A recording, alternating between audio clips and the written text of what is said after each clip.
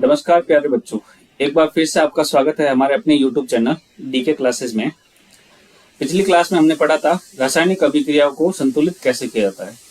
आज हम उससे आगे बढ़ते हैं। तो आज हम पढ़ते हैं रासायनिक अभिक्रियाओं के प्रकार। रासायनिक अभिक्रिया कई प्रकार की हो सकती है, जैसे संयोजन अभिक्रिया, वियोजन अभिक्रिया, विस्थापन अभिक्रिया, द्विविस्थापन अभिक्रिया, ऑक्सीकरण अपचयन अभिक्रिया, रेडॉक्स अभिक्रिया, अवक्षेपण अभिक्रिया, उष्माक्षेपी और उष्माशोषी अभिक्रिया। पहले हम पढ़ते हैं संयोजन अभिक्रिया के बारे में।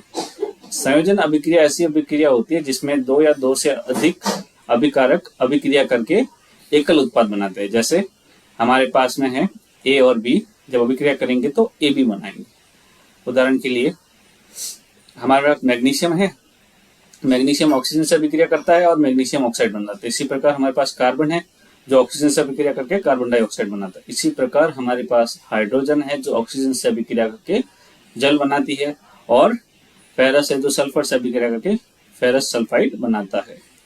इसकी एक क्रियाविधि क्रियाकलाप हमारे पास में बुक के अंदर दे रखा है, जिसमें हम एक बीकर के अंदर थोड़ा सा बिना बूझा हुआ चूना, जिसको कैल्शियम ऑक्साइड भी बोलते हैं, उसको लेते हैं और उसके ऊपर पानी डालते हैं और फिर हम बीकर को हाथ लगाते हैं तो बीकर हमको गर्म महसूस होता है। ऐसा इसलिए होता है क्योंकि बिना बुझा हुआ चूना जो कैल्शियम ऑक्साइड होता है वो जल के साथ अभिक्रिया करके बुझा हुआ चूना जो कैल्शियम हाइड्रोक्साइड होता है बनाता है, तथा उसके साथ में कुछ उष्मा भी रिलीज करता है, तो जो हमें गर्म महसूस होता है।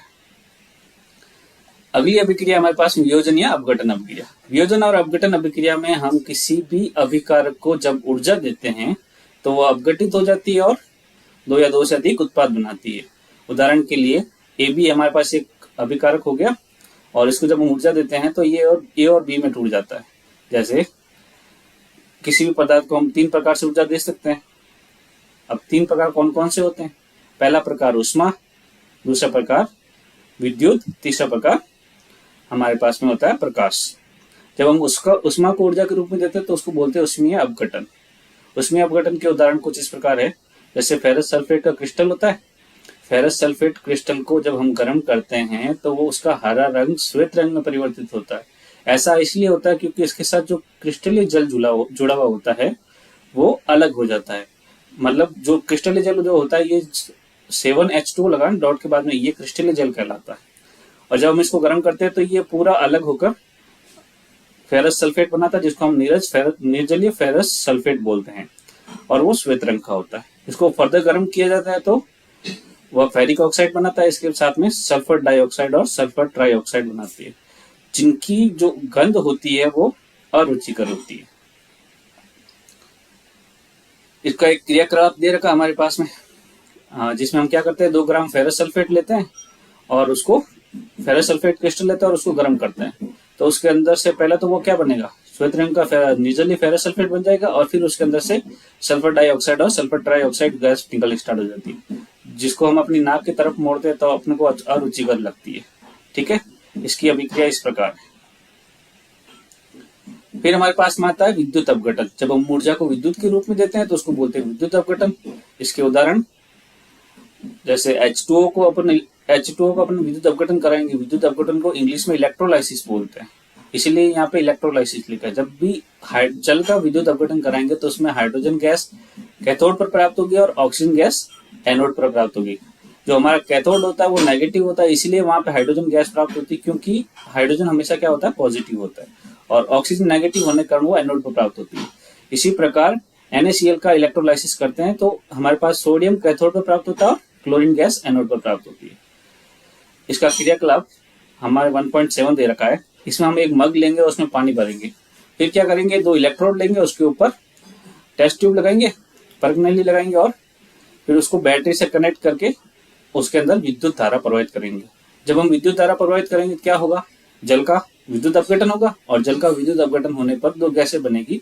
एक गैस हमारी होगी हाइड्रोजन गैस, दूसरी गैस होगी हमारे पास ऑक्सीजन गैस। अब हम इसका परीक्षण कैसे करेंगे? इसका परीक्षण इस प्रकार करेंगे, जब हाइड्रोजन गैस वाले टेस्ट ट्यूब के पास में हम माचिस की तीली लेके जाते हैं तो वो हमारे पास पॉप पॉप साउंड या फट फट की साउंड के साथ जलता है, लेकिन जब ऑक्सीजन के पास लेके जाएंगे तो वो उसका जलना और तेज हो जाएगा। ठीक है, इसकी रासायनिक अभिक्रिया कुछ इस प्रकार है। फिर हम आते हैं प्रकाशीय अपघटन पे। प्रकाशीय अपघटन में क्या होता है, जो हमारे पास में सिल्वर ब्रोमाइड सिल्वर क्लोराइड का जो मिक्सर होता है, मिश्रण होता है, उसको जब हम सूर्य प्रकाश की उपस्थिति में रखते हैं तो वो टूट जाता है और क्या बनाता है, सिल्वर और क्लोरीन। इसी प्रकार सिल्वर ब्रोमाइड भी टूटता है और सिल्वर और ब्रोमीन बनाया जाता है। हमारे पास हाइड्रोजन पेरोक्साइड है, उसको भी हम लाइट प्रकाश में रखेंगे तो वो H2 और O2 के अंदर टूट जाता है।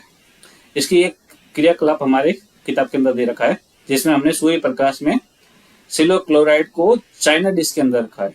तो पहले वो श्वेत कलर का होता है, चमकदार श्वेत कलर का होता है, लेकिन जैसे हम सूर्य प्रकाश के अंदर रखते हैं थोड़ी देर के अंदर अंदर वो धूसर रंग में परिवर्तित हो जाता है।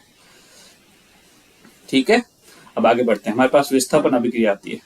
विस्थापन अभिक्रिया ऐसी अभिक्रिया होती है जिसमें कोई अधिक क्रियाशील धातु किसी कम क्रियाशील धातु के यौगिक से उसको विस्थापित कर देती है। ठीक है, क्योंकि ये विस्थापित कर देती है इसीलिए इसको विस्थापन अभिक्रिया कहते हैं। उदाहरण के लिए हमारे पास में एक AB धातु लवण है या फिर धातु यौगिक है, तो जब इसकी अभिक्रिया अधिक क्रियाशील धातु C से कराते हैं तो C क्या करता है, A को भगा देता है और उसको B के साथ अपनी यौगिक बना देता है और A अकेला हो जाता है। इसके उदाहरण हमारे पास इस प्रकार है, जैसे फेरस की अभिक्रिया अगर कॉपर सल्फेट के साथ कराई जाए तो कॉपर फेरस से कम क्रियाशील है। इसकी क्रियाशीलता की सारणी आगे आएगी। तो फेरस है वो कॉपर से कम क्रियाशील, अधिक क्रियाशील है, तो क्या करेगा, कॉपर को SO4 से अलग कर लेगा और SO4 के साथ में खुद अपना यौगिक बनाएगा। इस प्रकार हमारे पास अभिक्रिया होती है ferrous plus copper sulphate, ferrous sulphate बनता है और कॉपर बनता है।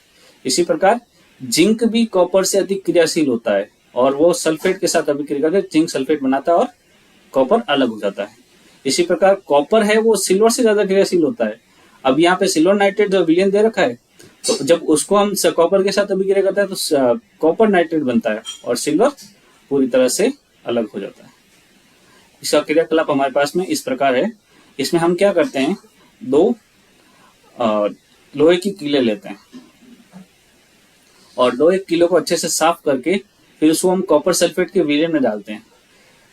कुछ देर बाद हम देखते हैं कि जो लोहे की कील है वो थोड़े से उसका कलर परिवर्तित हो जाता है, उसका रंग परिवर्तित हो जाता है, वो दूसरे कलर का हो जाता है। और जो हमारा कॉपर सल्फेट का विलयन है वो भी, उसका भी कलर परिवर्तित, पहले वो नीले कलर का होता था, अब वो परिवर्तित हो जाता है। तो इसके अंदर अभिक्रिया कुछ इस प्रकार होती है, फेरस कॉपर को विस्थापित करता है और फेरस सल्फेट बना देता है। इसके आगे हमारे पास आती है ये अभिक्रियाशीलता की सारणी। इसमें हम देखेंगे कि इसको पढ़ने का तरीका क्या होता है। हम इसमें सबसे पहले इस हाइड्रोजन को देखेंगे। अब ये जो हाइड्रोजन है इसके नीचे जो धातुएं होंगी ये सारी की सारी क्या होगी, कम क्रियाशील, और इससे ऊपर जो धातुएं होंगी वो क्रियाशील धातु होंगी। ऊपर जो तीनों धातु है, सोडियम, पोटेशियम, सोडियम और कैल्शियम, ये सबसे अधिक क्रियाशील धातु है। आपने देखा होगा सोडियम को जब पानी के अंदर डालते हैं तो वो एकदम विस्फोटित हो जाता है। ऐसा इसीलिए होता है क्योंकि वो सबसे अधिक क्रियाशील है। ठीक है, अब आगे बढ़ते हैं। द्विविस्थापन अभिक्रिया। द्विविस्थापन अभिक्रिया में क्या होता है, जब विस्थापन अभिक्रिया में हम एक ही यौगिक से धातु निकाल लेते हैं। अब द्विविस्थापन अभिक्रिया में दो यौगिक एक दूसरे से अणु या परमाणु के समूह का आदान प्रदान करते हैं, उसे द्विविस्थापन अभिक्रिया। उदाहरण के लिए हमारे पास सिल्वर नाइट्रेट सॉल्यूशन होता है, सिल्वर नाइट्रेट विलयन होता है, उसके अंदर हम सोडियम क्लोराइड विलयन मिला दें तो हमारे पास सिल्वर क्लोराइड प्राप्त होता है और सोडियम नाइट्रेट प्राप्त होता है। इसी प्रकार कॉपर सल्फेट का अगर विलयन है उसमें अमोनियम हाइड्रोक्साइड मिला दे तो हमारे पास कॉपर हाइड्रोक्साइड प्राप्त होता है, क्योंकि कॉपर ने हाइड्रोक्साइड के साथ अभिक्रिया कर ली और अमोनियम ने सल्फेट के साथ अभिक्रिया, एक दूसरे से एक्सचेंज कर लिया। ठीक है, इसी प्रकार हमारे पास एल्यूमिनियम क्लोराइड होता है, इसकी अभिक्रिया अमोनियम हाइड्रोक्साइड के साथ करा देंगे तो हमारे पास एल्यूमिनियम हाइड्रोक्साइड का अवक्षेप प्राप्त होता है। यहाँ पे नीचे वाले तीर को तुम लोग देख रहे हो। पिछली अभिक्रिया में हमने पढ़ा था कि किसी भी अभिक्रिया में अगर अवक्षेप बनता है तो हम उसको नीचे वाले तीर से दर्शाते हैं, तो ये सारे के सारे अवक्षेप है। अब आगे बढ़ते हैं। इसका एक क्रियाकलाप हमारे बुक के अंदर दे रखा है, जिसमें हम 3 ml सोडियम सल्फेट लेते हैं और उसमें थोड़ा सा मतलब बेरियम क्लोराइड लेते हैं विलयन, उसमें थोड़ा सा सोडियम सल्फेट मिला देते हैं। तो क्या अभिक्रिया होती है इसके अंदर, जो सोडियम सल्फेट है उसकी अभिक्रिया बेरियम क्लोराइड के साथ होती है और बेरियम सल्फेट का एक अवक्षेप प्राप्त होता है जो जल में अकुलित होता है, और इसी के साथ हमारे पास में सोडियम क्लोराइड भी प्राप्त होता है। अब आगे बढ़ते हैं। ऑक्सीकरण या उपचयन तथा अपचयन अभिक्रिया। जो ऑक्सीकरण होता है वो क्या होता है? ऑक्सीकरण का मतलब होता है ऑक्सीजन का जुड़ना और हाइड्रोजन का अलग होना। सिंपल सी चीज, ऑक्सीजन जब जुड़ता है तो ऑक्सीकरण, और जब हाइड्रोजन अलग होता है तो ऑक्सीकरण। ठीक है, उदाहरण के लिए यहाँ पे कॉपर की अभिक्रिया ऑक्सीजन से कराते हैं तो कॉपर ऑक्साइड बनता है। अब यहाँ पे देखो कॉपर के अंदर क्या जुड़ गया? ऑक्सीजन। तो ये एक ऑक्सीकरण अभिक्रिया। इसी प्रकार हाइड्रोजन सल्फाइड की अभिक्रिया क्लोरीन के साथ कराने पर HCl बनता है। अब यहाँ पे H2S के साथ मतलब सल्फर के साथ हाइड्रोजन जुड़ा है, लेकिन यहाँ पे सल्फर के साथ हाइड्रोजन पूरी तरह से अलग हो गया। तो ये भी एक ऑक्सीकरण अभिक्रिया है। ऑक्सीकरण अभिक्रिया को उपचयन अभिक्रिया भी बोलते हैं। अब अपचयन क्या होता है? अपचयन ऐसी अभिक्रिया होती है जिसमें ऑक्सीजन का अलग होना होता है और हाइड्रोजन का जुड़ना होता है। उदाहरण के लिए जिंक ऑक्साइड होता है, जब हम उसकी अभिक्रिया कार्बन के साथ कराते हैं तो हमारे पास में जिंक बनता है और कार्बन मोनोऑक्साइड बनता है। अब इसमें जिंक के साथ कार्बन ऑक्सीजन पूरी तरह से अलग हो गया, तो ये एक अपचयन अभिक्रिया है। जब दोनों अभिक्रिया साथ होती है तो उसको हम रेडॉक्स अभिक्रिया कहते हैं। उससे पहले हमारे पास में ये क्रियाकलाप दे रखा है ऑक्सीकरण अभिक्रिया से संबंधित, जिसमें हम चाइना डिश के अंदर 1 ग्राम कॉपर चून लेते हैं और उसको गर्म करते हैं। गर्म करते हैं तो हम सिंपल सी एक धारणा जानते हैं कि जब किसी भी वस्तु को गर्म किया जाता है या उसको जलाया जाता है तो वो ऑक्सीजन के साथ अभिक्रिया करती है। ठीक है, तो जब हम इसको गर्म करेंगे तो ये अपना रंग परिवर्तित कर देगा और कॉपर ऑक्साइड बना देगा। ठीक है, अब आगे बढ़ते हैं। रेडॉक्स अभिक्रिया, जब ऑक्सीकरण और अपचयन दोनों एक साथ हो तो उसको रेडॉक्स अभिक्रिया कहते हैं। उदाहरण के लिए हमारे पास MnO2 दे रखा है, मैग्नीशियम ऑक्साइड, मैग्नीज ऑक्साइड। ठीक है, और जब इसकी अभिक्रिया हाइड्रोक्लोरिक अम्ल के साथ करते हैं तो ये हमारे पास में मैग्नीज क्लोराइड बनाता है और क्लोरीन गैस निकलती है इसके अंदर। ठीक है, अब देखो यहाँ पे मैग्नीज ऑक्साइड से ऑक्सीजन पूरी तरह अलग हो गया। ठीक है, और हाइड्रोक्लोरिक अम्ल से हाइड्रोजन अलग हो गया, तो मैग्नीज ऑक्साइड का हमारे पास अपचयन हुआ और हाइड्रोक्लोरिक अम्ल का हमारे पास में ऑक्सीकरण हुआ। ठीक है, तो जो हमारे पास जिसका हमारे पास अपचयन हुआ वो क्या कर रहा है? HCl का ऑक्सीकरण कर रहा है। ठीक है, तो इसीलिए हमारे पास वो क्या कराएगा, कहलाएगा ऑक्सीकारक। तो हमारे यहाँ पे ऑक्सीकारक कौन है? Manganese oxide. इसी प्रकार हमारे यहाँ पे अपचयक कौन हो गया? HCl। जब कॉपर ऑक्साइड की अभिक्रिया हाइड्रोजन के साथ कराते हैं तो कॉपर अलग हो जाता है और जल बनता है। ठीक है, अब यहाँ पे देखो कॉपर से ऑक्सीजन निकलता है और क्या बनाता है? कॉपर ऑक्साइड से ऑक्सीजन निकलता है और कॉपर बनाता है। इसको हम अपचयन कहते हैं। क्या कहते हैं? अपचयन। और हाइड्रोजन के साथ ऑक्सीजन जुड़ गया तो इसको ऑक्सीकरण बोलेंगे। अब कॉपर ऑक्साइड का अपचयन कौन कर रहा है? यहाँ पे हाइड्रोजन। तो हाइड्रोजन क्या हो गया? ऑक्सीकारक। हाइड्रोजन क्या हो गया? अपचायक। और हमारे हाइड्रोजन का ऑक्सीकरण कौन कर रहा है? यहाँ पे कॉपर ऑक्साइड। इसीलिए हमारे पास ऑक्सीकारक क्या हो गया? Copper oxide. अब आगे बढ़ते हैं। अवक्षेपण अभिक्रिया, हमने पहले ही पढ़ा है, ऐसी अभिक्रिया जिसमें अवक्षेप बनता है उसको हम अवक्षेपण अभिक्रिया कहते हैं। अवक्षेप क्या होता है? एक ठोस होता है, मतलब एक जेली टाइप ठोस होता है जो जल में अवगुलित होता है। जब किसी रासायनिक अभिक्रिया में अवक्षेप बनता है तो ऐसी अभिक्रिया को हम अवक्षेपण अभिक्रिया कहते हैं। उदाहरण के लिए हमारे पास सिल्वर नाइट्रेट है, जब सिल्वर नाइट्रेट को हम सोडियम क्लोराइड से अभिक्रिया कराते हैं तो हमारे पास सिल्वर क्लोराइड का अवक्षेप बनता है। इसी प्रकार हमारे पास कॉपर सल्फेट है, इसकी अभिक्रिया अमोनियम हाइड्रोक्साइड से करते हैं तो हमारे पास कॉपर हाइड्रोक्साइड का अवक्षेप बनता है।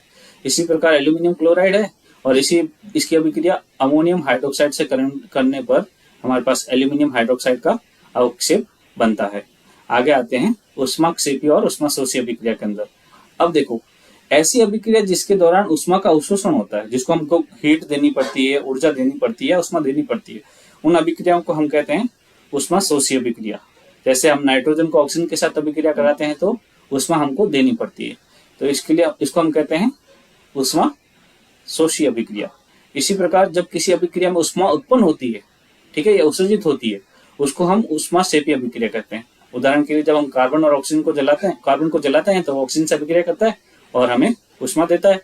और श्वसन भी एक ऊष्माक्षेपी अभिक्रिया है। श्वसन में क्या होता है? जो हमारे पास ग्लूकोज अणु आते हैं उसकी ऑक्सीजन से अभिक्रिया होती है, उसका पूर्ण ऑक्सीकरण होता है और हमारे पास में ऊर्जा बनती है, तो हमें ऊर्जा दे रहा है, तो इसको हम ऊष्माक्षेपी अभिक्रिया कहते हैं।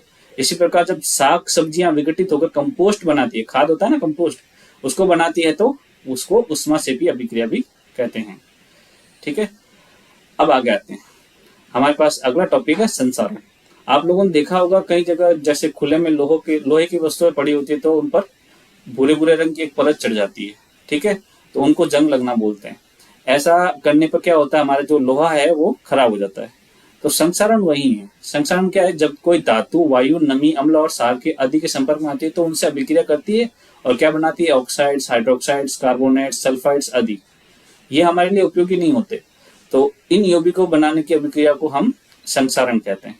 उदाहरण के लिए लोहे पर जंग लगना, चांदी होती है वो काली पड़ जाती है, ये भी आप लोगों ने देखा है। तांबे पर हरे रंग की परत, आपने हमारे घर में तांबे के बर्तन पड़े होंगे, वो कुछ समय बाद में हरे रंग की परत चढ़ जाती है उस पर। ये सारे उदाहरण हैं संक्षारण के। संक्षारण के कारण धातुएं अपनी चमक खो देती हैं। आप लोगों ने देखा होगा कि जब कोई स्टील का बर्तन हमारे घर पे आता है, जब वो नया नया आता है तो वो चमकदार होता है, लेकिन जब वो पुराना होता है तो उसकी चमक खो जाती है, वो भी संक्षारण के कारण ही होता है। अब अगला टॉपिक विकृत गंधिता। विकृत गंधिता क्या होता है सर, हमारे पास में जब खाना काफी लंबे समय तक वायु में खुला पड़ा होता है तो उसके अंदर से गंध आने लग जाती है और उसका टेस्ट खराब हो जाता है। जो ये गंध आना और टेस्ट खराब होने की जो क्रिया होती है ना, इसको बोलते हैं विकृत गंधिता। उदाहरण के लिए जब वसा व तेल युक्त पदार्थ खाद्य पदार्थों को वायु में लंबे समय तक रखते हैं तो क्या होता है, वसा व तेल ऑक्सीकृत होकर खराब हो जाते हैं और अरुचिकर गंध और स्वाद देते हैं। इसे विकृत गंधिता कहते हैं। विकृत गंधिता के कारण हमारे खाद्य पदार्थ खराब हो जाते हैं, तो हम इसको बचाए कैसे? बचाने के लिए हमारे पास कुछ उपाय है। जैसे वसा और तेल युक्त पदार्थों को हम क्या करते हैं, प्रति ऑक्सीकृत होने से बचाने के लिए उसके अंदर प्रति ऑक्सीकारक पदार्थ मिलाते हैं। जैसे हम अपना अचार होता है ना, अचार के अंदर हम क्या करते हैं, सिरके को मिलाते हैं, तो सिरका क्या करता है, उसके ऑक्सीकरण को रोकता है, ठीक है। इसी प्रकार हम जब किसी खाद्य पदार्थ को रखते हैं तो उसको ठंडे स्थान पर रखेंगे तो वो ऑक्सीकृत कम होगा। इसी प्रकार जब हम उसकी पैकिंग करते हैं, आप लोगों ने देखा होगा चिप्स के पैकेट आता है तो उसमें हवा भरी हुई होती है, ठीक है, वो हवा नाइट्रोजन गैस ही होती है। जब हम उसको पैकिंग करते हैं तो उसके अंदर नाइट्रोजन गैस डालते हैं।